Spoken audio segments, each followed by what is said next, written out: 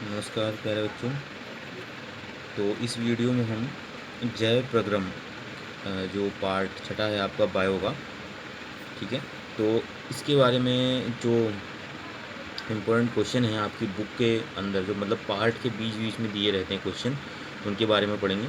और उसके बाद जो है जो अभ्यास के प्रश्न हैं उनके बारे में पढ़ेंगे। क्योंकि ये काफ़ी लंबा चैप्टर है, इसलिए मैं यूट्यूब के माध्यम से भी आपको वीडियो भेज रहा हूँ और उनको भी आपने समझना है। और जो मैं ये नोट्स के द्वारा आपको वीडियो और पीडीएफ भेज रहा हूँ, इनको अपनी कॉपी में नोट करना है, ठीक है।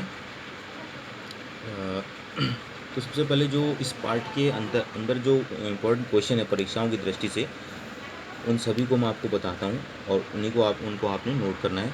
सबसे फर्स्ट क्वेश्चन है, हमारे जैसे बहुकोशिकीय जीवों में ऑक्सीजन की आवश्यकता पूरी करने में विसरण क्यों अपर्याप्त है।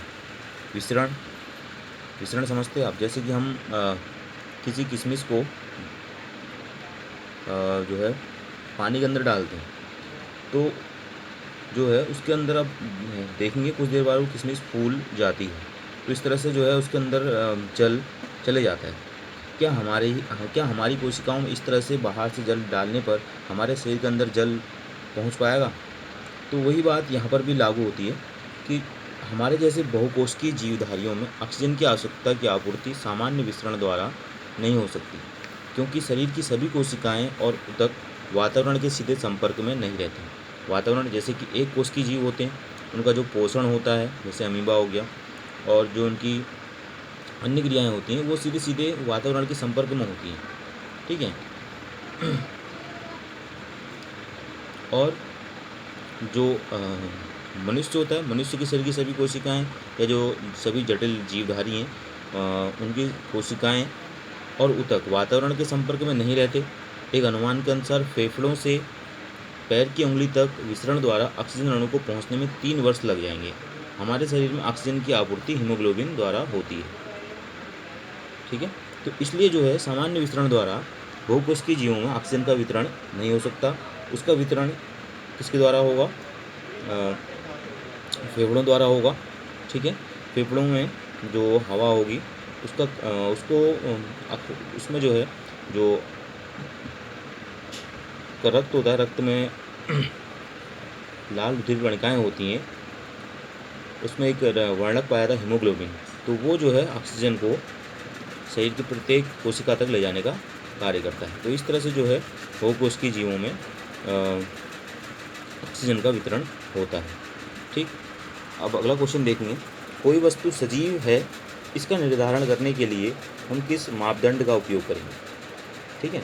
तो जिस वस्तु में अणुगति पाई जाती है उसे सजीव माना जाता है, यानी कि जो मतलब मॉलिक्यूलर हम कह सकते हैं उसको मोशन शो करता है, उसको हम सजीव मानेंगे, ठीक है।